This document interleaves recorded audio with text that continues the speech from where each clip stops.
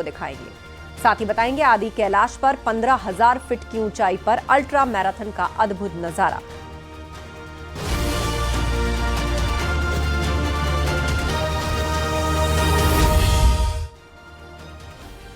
लखीमपुर खीरी के Dudhwa tiger reserve के जंगलों से जुड़ा एक हैरान करने वाला मामला सामने आया, जहां वन विभाग ने थारू जनजाति के हजारों लोगों पर ऐसे मुकदमे दर्ज किए जिन पर यकीन करना भी मुश्किल है।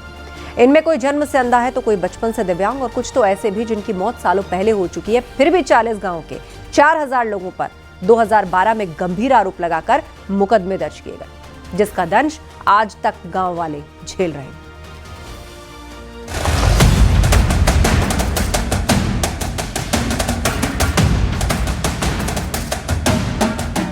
लखीमपुर खीरी के दुधवा टाइगर रिजर्व के पास एक छोटा सा गांव है सरियापारा। यहाँ मिट्टी भी सवालों से सनी है। सवाल है इंसाफ कहाँ है? गुलाबो देवी, जिनके 2 बेटे हैं, एक जन्म से अंधा, दूसरा मानसिक रूप से बीमार और बेड़ियों में बंधा, लेकिन वन विभाग के रजिस्टर में ये दोनों मुजरिम हैं। दोनों पर हिरन के शिकार और लकड़ी तस्करी का आरोप है। बेटों पे क्या क्या मुकदमा दर्ज है, कैसे क्या है? ये वन विभाग को कर दी मुकदमा, ये लकड़ी काटते हैं, जहाँ करते लाना ढिमा का, तो हमारे लड़का कहूँ काट पे, एक अंधा एक बंधा हुआ पागल बैठो पड़ो, तब वो काट पाएगो। और हम भी ना जाए पाबे यहाँ वन में, जंगल में, इतना बड़ी ठुटी नाला देखा हमारे घर में एक लकड़ी तक नहीं जा।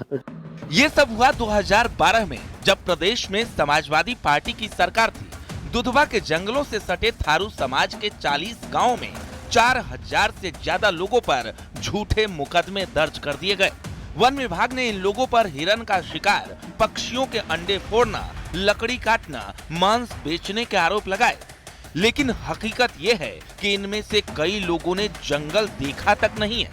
अब जन्म से सूरदास है, देख सकते हैं कुछ? हाँ, जन्म से सूरदास हैं। जन्म से सूरदास है। हाँ, दूसरे के सहारा चलते हैं। तो वन विभाग के में तो आपको एक शिकारी के रूप में आप पे मुकदमा लिखा, क्या है ऐसा मामला? आप लोग कभी कुछ हम कुछ करते नहीं हैं। हमारे ऊपर वन विभाग ने हम केस काट दिया है। किस चीज का केस काटा? क्या क्या है मुकदमे में, क्या बताया गया है? उसे नहीं कहा कि तुम जंगल के वो करते हो और हम कुछ भी नहीं करते हैं। तो शिकार करने का मुकदमा आप पे दर्ज है, जंगल काटने का भी बताया गया मुकदमा दर्ज। जंगल कटान किया कभी आपने? नहीं, कुछ ही नहीं किया हम लोग। मंदिर के पुजारी कर्मलाल, जो 40 साल से पूजा पाठ करते आ रहे हैं, उनके ऊपर जंगल में मांस बेचने का मुकदमा है। बुजुर्ग हरदयाल, जिनकी रीढ़ बचपन से झुकी है, उन पर आरोप है कि पेड़ पर चढ़कर उन्होंने अंडे तोड़े। 70 वर्षीय बुजुर्ग 50 साल से घर में रहने वाली बढ़ाना देवी पर शराब बेचने, जंगल से चंदन की लकड़ी काटने का केस है। जंगल वाला है। जंगल वाला? हाँ, शिकार वाला है।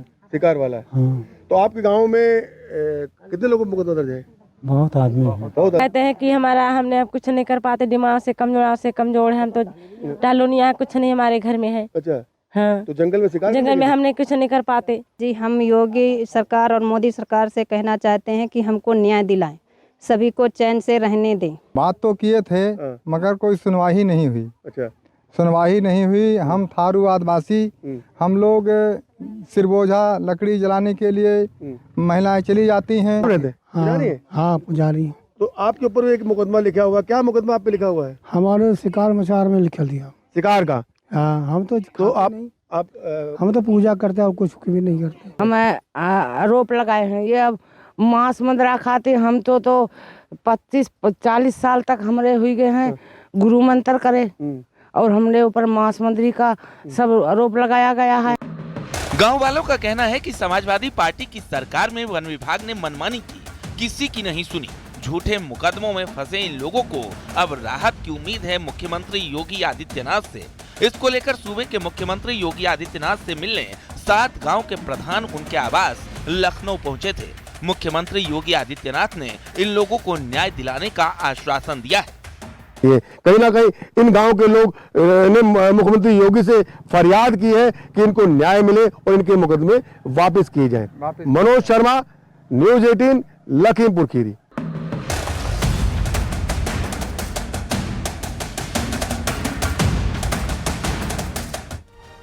अलीगढ़ में मासूमों की चीखों ने प्रशासन के बुलडोजर को रुकने पर मजबूर कर दिया। दरअसल अलीगढ़ के बरौला इलाके में अवैध झुग्गी झोपड़ी पर बुलडोजर चलाया गया, जिसकी जद में एक फाउंडेशन द्वारा चलाया जा रहा स्कूल भी आया। जब बुलडोजर स्कूल पर चलने लगा तो बच्चों के साथ टीचर्स भी रोने लगे, जिसके बाद प्रशासन ने उन्हें 2 दिन का समय देकर कार्रवाई को रोका। अब ये वीडियो वायरल है।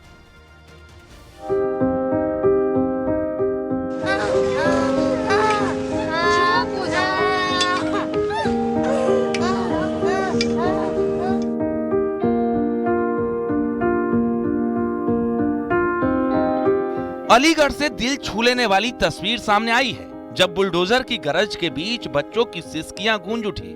मामला बन्ना देवी थाना क्षेत्र के बरौला का है, जहां एडीए की टीम ने एलमपुर आवासीय योजना के पास लगभग 10,000 वर्ग मीटर भूमि को अतिक्रमण मुक्त कराने के लिए गई थी। एडीए के बुलडोजर ने जब झुग्गी झोपड़ियों पर कार्रवाई शुरू की तो मौके पर अफरा तफरी मच गई। इस दौरान एक फाउंडेशन द्वारा संचालित पहला कदम स्कूल भी प्रभावित होने लगा। जैसे ही बुलडोजर स्कूल की ओर बढ़ा, बच्चे और टीचर फूट फूट कर रो पड़ी।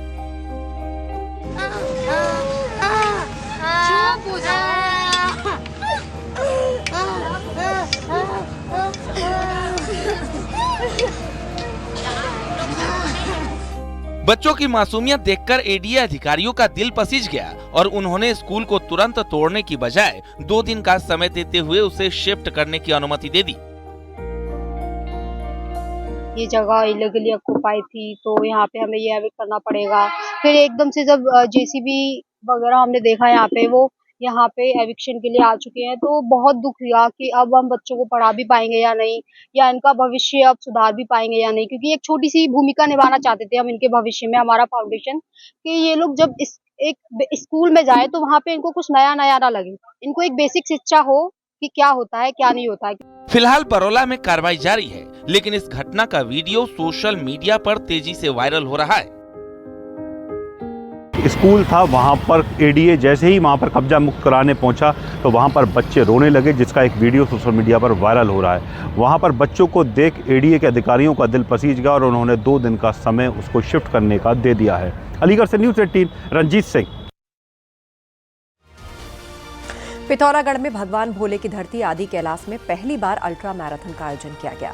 15,000 फीट की ऊंचाई से खिलाड़ियों का दौड़ना किसी को भी हैरान करने के लिए काफी है। उत्तराखंड में पहली बार आयोजित हुई हायर एल्टीट्यूड अल्ट्रा मैराथन में देश भर के 22 राज्यों से 800 एथलीट्स ने शिरकत की।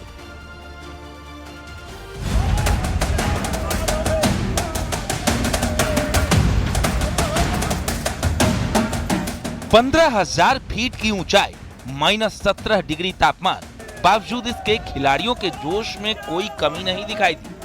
आदि कैलाश आस्था का केंद्र तो है ही, साथ ही चीन और नेपाल बॉर्डर से सटा होने के कारण राष्ट्रीय सुरक्षा के लिहाज से भी खासा अहम है। अल्ट्रा मैराथन के जरिए जहां सरकार बॉर्डर इलाकों में रोजगार के मौके बढ़ाना चाह रही है, वहीं पर्यटन महकमा विंटर टूरिज्म का खाका भी तैयार कर रहा है। आज का दिन उत्तराखंड के टूरिज्म के इतिहास में या हमारे विभाग के इतिहास में एक मील का पत्थर है और अल्ट्रा मैराथन को आदि कैलाश से आयोजित करने के पीछे एक ही मंशा रही है कि कैसे यहाँ पे एडवेंचर टूरिज्म को प्रमोशन मिले। अल्ट्रा मैराथन 5 कैटेगरी में आयोजित की गई। पहली कैटेगरी में 60 किलोमीटर का टारगेट रखा गया। इस कैटेगरी के एथलीट ने आदि कैलाश से अपनी दौड़ शुरू की और गूंजी होते हुए कालापानी पहुंचे। बहुत अच्छा लग रहा है, रूट बहुत सीनिक है और हाँ थोड़ी डिफिकल्टीज आ रही है। प्रॉपर हाइड्रेशन अगर थोड़ा मिल जाता तो बात अच्छी रहती, but we are keep going. Wonderful बहुत बढ़िया है। मैं बेंगलोर से हूँ और ये वादियों में दौड़ना तो एक ख्वाब है सबके लिए। तो very well organised by the team and I am happy to run again and I want to come back. And 60 kilometre में पार्टिसिपेट किया मैंने and my target is to finish within 9 hours. Let's see कैसा होता है, let's hope for the best. दूसरी category 40 kilometre, तीसरी 20, चौथी 10 और पांचवी 5 किलोमीटर रखी गई। इस दौरान आईटीबीपी ने खिलाड़ियों की सुविधाओं को पूरा ध्यान रखा। चैलेंजिंग एनवायरनमेंट में जहां पर मॉर्निंग में जब अल्ट्रा मैराथन होना स्टार्ट हो रहा था, -18 डिग्री था और आईटीबीपी क्योंकि यहाँ 24/7 रहती है तो ऐसे में जो भी व्यवस्थाएं ITBP से संभव है वो किया गया है।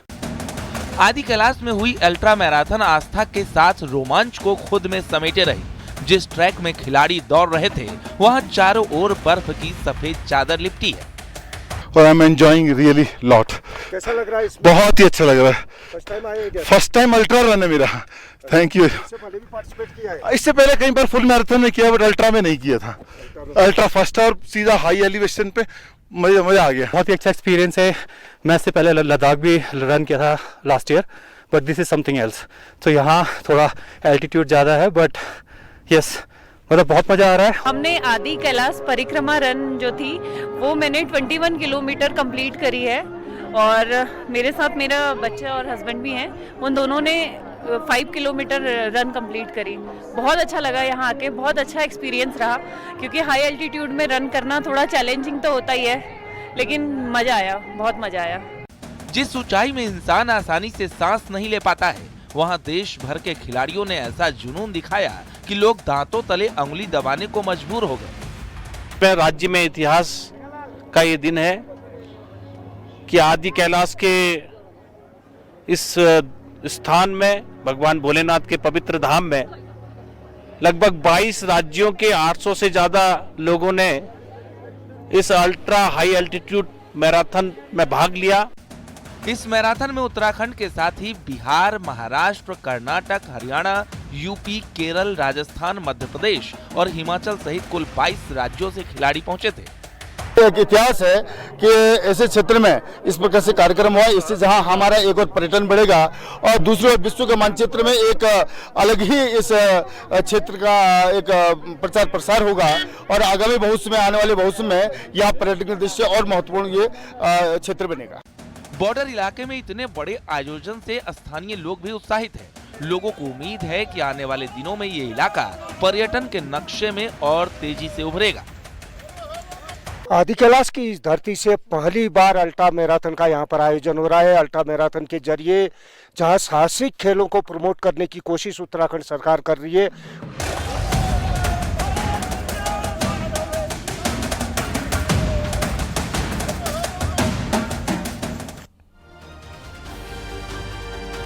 आगरा के गांव बरौली अहीर में शादी के बाद अनोखी विदाई का वीडियो सामने आया, जहां वर वधू ने हेलीकॉप्टर से उड़ान भरी।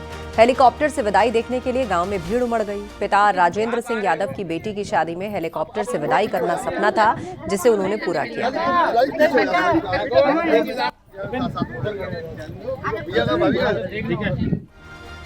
भारतीय महिला टीम ने विमेंस वनडे वर्ल्ड कप जीत लिया है। टीम 52 साल पूरे कर इस टूर्नामेंट में पहली बार चैंपियन बनी।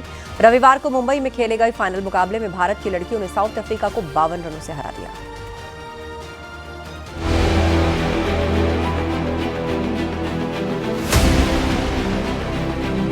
पूरी टीम बूस्टअप थी ऑस्ट्रेलिया की विन से, ये तो होना ही था। आज का दिन गोल्डन हीरा रहेगा ये पूरा इंडिया के लिए।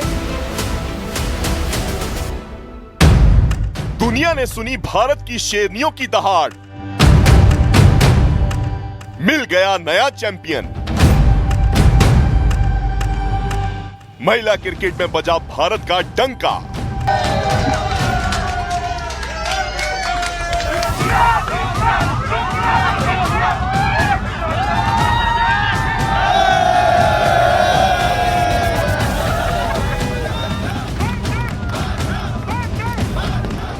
ये तस्वीरें हैं एक नई शुरुआत की, क्योंकि महिला क्रिकेट में हरमनप्रीत कौर की टीम ने वो कारनामा कर दिखाया जिसका भारत को दशकों से इंतजार था। 2 नवंबर 2025 की रात हरमनप्रीत कौर की ब्रिगेड ने इतिहास रच दिया और भारत की झोली में महिला वनडे विश्व कप 2025 का खिताब डाल दिया। फाइनल मुकाबले में भारत के सामने साउथ अफ्रीका की टीम थी और जैसे ही साउथ अफ्रीका का आखिरी विकेट गिरा, देश के कोने कोने में पटाखे फूटने शुरू हो गए। लोग झूम उठे। क्या आम क्या खास, सबने इस ऐतिहासिक लम्हे को दिल से खोलकर जिया।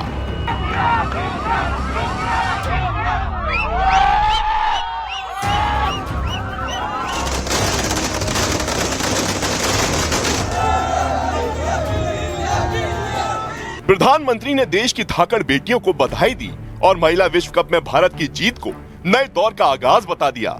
गृह मंत्री अमित शाह और लोकसभा स्पीकर ने भी भारतीय टीम को बधाई दी। फाइनल में बल्ले और गेंद से जीत की कहानी लिखने वाली शेफाली वर्मा हो या फिर 5 विकेट लेने वाली दीप्ति शर्मा, सबके घर पर जश्न मना। सेमीफाइनल में टीम इंडिया का हिस्सा बनी शेफाली वर्मा के पिताजी के पैर तो 7वें आसमान पर थे। जिस हिसाब से शेफाली ने गेम खेला है और जैसे और 2-4 ने भी अपनी पूरी मेहनत दिखाई है, तो इसी वजह से ही टीम इंडिया जीती है और आज कप हमारे पास है। लग रहा है आज बेटी ने वर्ल्ड कप जितवाया है और टीम इंडिया के पास वर्ल्ड कप आया है, तो हम बहुत अच्छा परमात्मा शुक्रगुजार हैं। प्लेयर ऑफ द सीरीज रही दीप्ति शर्मा के पिता भी बेटी की कामयाबी पर गदगद हो गए। गौरव होता है कि बेटी ने हमारा इतना सम्मान दिया, मान दिया कि बड़े बड़े लोग घर पर आ रहे हैं और जो खुशी है उसको हम शब्दों में बयान नहीं सकते। और दीप्ति ने हमारा नाम बहुत रोशन कर दिया। महिला विश्व कप की लीग स्टेज में 3 मैच हारकर वापसी करने वाली हरमनप्रीत कौर की टीम को शुरुआत में आलोचना भी झेलनी पड़ी, लेकिन न हरमनप्रीत कौर ने हार मानी न उनकी टीम ने। 3 मैच हार कर भी उनका हौसला नहीं टूटा। लीग स्टेज में भारत एक के बाद दक्षिण अफ्रीका, इंग्लैंड और ऑस्ट्रेलिया से हारा। इसके बाद भारत का न्यूजीलैंड से 2-2 मैच हुआ, जिसे भारत ने धाकड़ अंदाज में जीता। और फिर वो हुआ जो ऑस्ट्रेलिया के खिलाड़ियों को कभी नहीं भूलेगा, क्योंकि सेमीफाइनल में भारत ने ऑस्ट्रेलिया के 340 रनों के पहाड़ को रौंद डाला। और फिर भारत की बेटियों ने पीछे मुड़कर नहीं देखा। भारत साउथ अफ्रीका से टॉस हारा, लेकिन शेफाली वर्मा, दीप्ति शर्मा, ऋचा घोष और टीम की दूसरी खिलाड़ियों के दमदार प्रदर्शन के दम पर मैच और वर्ल्ड कप दोनों अपने नाम कर लिया और भारत में क्रिकेट खेलने का सपना देखने वाली बेटियों के लिए एक नया दरवाजा खोल दिया, क्योंकि अब भारत की महिला टीम कोई आम टीम नहीं बल्कि विश्व विजेता है।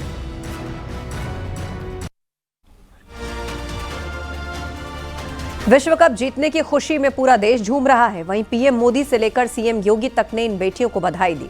रिलायंस फाउंडेशन की चेयरपर्सन नीता अंबानी ने भी बधाई दी। उन्होंने कहा कि बेटियों ने आज पूरे देश का दिल जीत लिया। हम सब आप पर बेहद गर्व महसूस कर रहे हैं।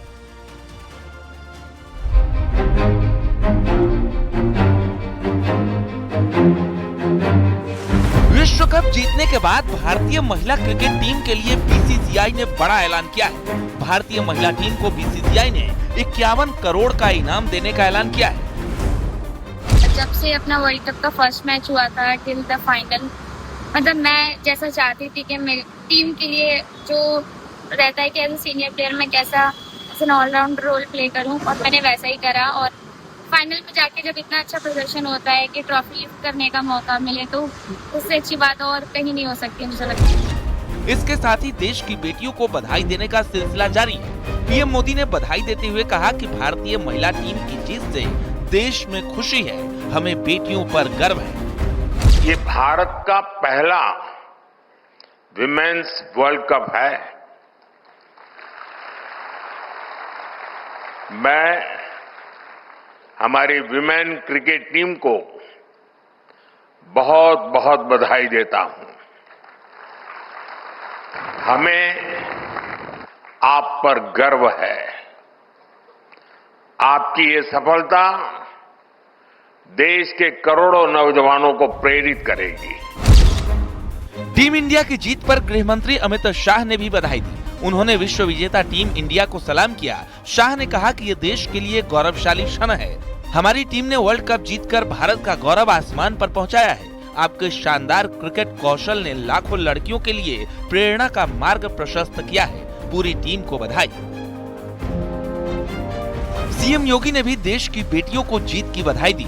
उन्होंने खिलाड़ियों को देश का गौरव बताया। नवी मुंबई में इतिहास रचने वाली भारतीय महिला क्रिकेट टीम को रिलायंस फाउंडेशन की चेयरपर्सन नीता अंबानी ने भी बधाई दी है। नीता अंबानी ने कहा, हमारी बेटियों ने भारत को पहला वर्ल्ड कप दिलाया है। आपने हिम्मत, भरोसे और आत्मविश्वास से जो खेल दिखाया, उसने पूरे देश का दिल जीत लिया। हम सब आप पर बेहद गर्व महसूस कर रहे हैं। At the stroke of midnight, our girls have won the first ever ICC World Championship. I think you've made the whole nation swell with pride. The way you have played with courage, conviction and confidence. We are all so proud of you. And I just want to say thank you, thank you, thank you, धन्यवाद and जय हिंद। जाहिर है 47 साल का देशवासियों का सपना इन बेटियों ने पूरा किया है। यही वजह है कि विश्व कप जीतने पर आज पूरा देश जश्न मना रहा है। हर ओर से बेटियों को बधाइयां मिल रही हैं। Bureau report, news 18।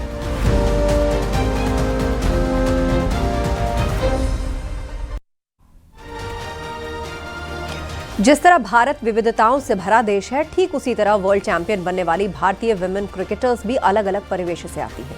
किसी के माता पिता ने दिहाड़ी मजदूरी करके बेटी को क्रिकेटर बनाया तो किसी के पेरेंट्स सरकारी जॉब में रहे, किसी के पिता ज्वेलरी की दुकान चलाते हैं तो किसी के घर वाले सब्जी विक्रेता हैं। देखिए विश्व विजेता बेटियों की कहानी।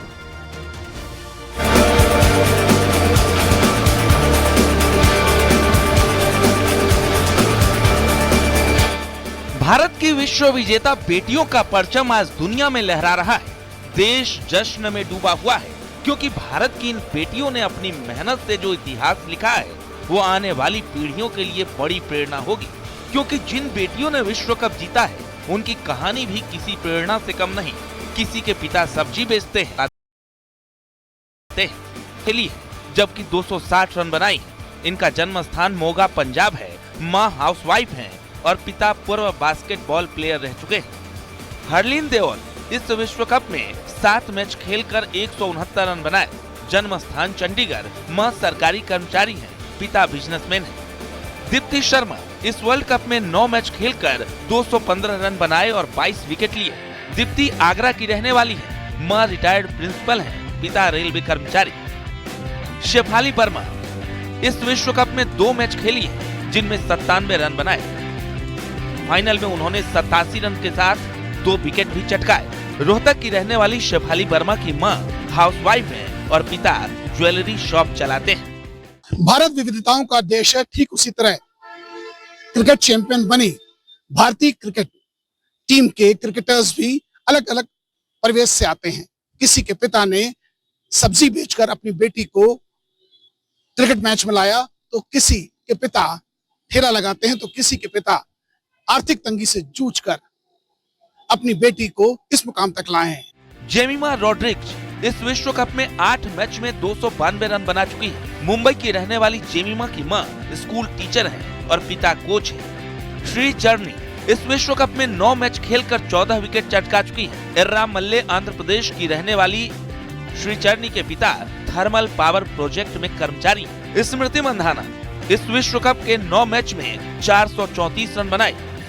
मुंबई की रहने वाली स्मृति मंधाना की मां हाउसवाइफ हैं और पिता बिजनेसमैन।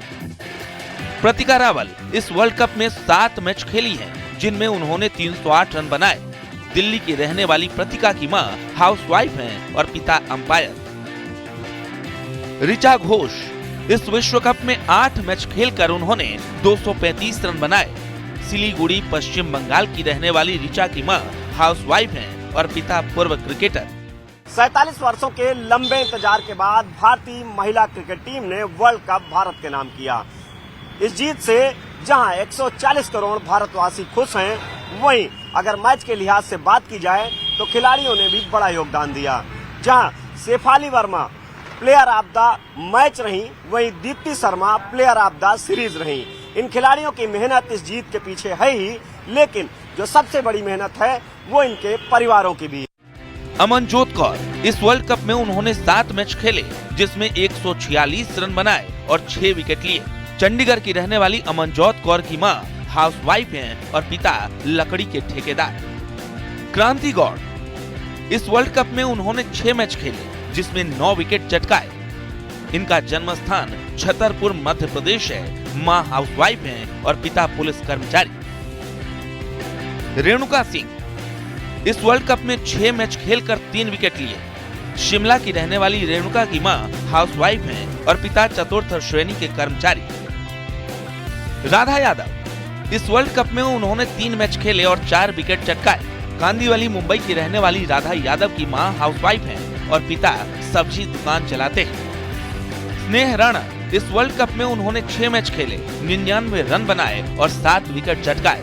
उत्तराखंड की रहने वाली स्नेह की मां हाउसवाइफ हैं और पिता का देहांत हो चुका है। आज पूरा देश इनके संघर्ष को सलाम कर रहा है। आज इनके माता पिता बेहद खुश हैं, क्योंकि जिन संघर्षों के साथ बेटियों के लिए उन्होंने सपने बुने थे, आज उन बेटियों ने विश्व विजेता बनकर उनके सपनों को पूरा करके दिखाया है। Bureau report, news 18।